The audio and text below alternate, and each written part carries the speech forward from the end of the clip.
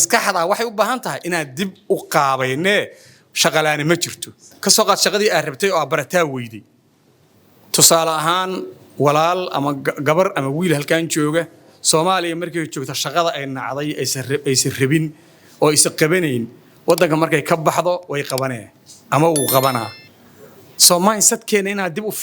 fikirkeena qaabayna Soomaa baahna halka markaad joogto ma yeelaysid dukaan waa lagu furayaa hilibka gad ma yeelisid Soomaa wiil kasta wuxuu ku leeyahay maxana hilib gadaya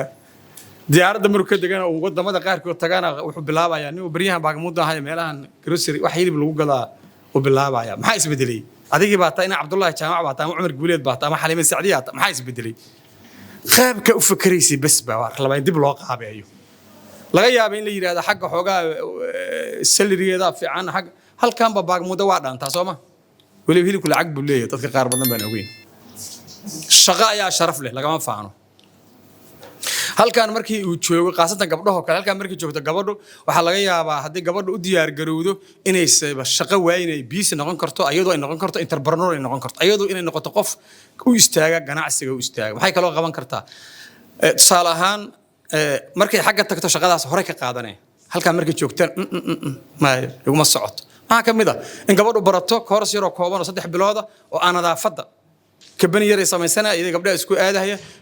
guriyaha wax haysta ee ladan ayay waraaq u dhigsanaysaa waxa leedahay aad u baahan tahay wax ku shaqeeya saacado kooban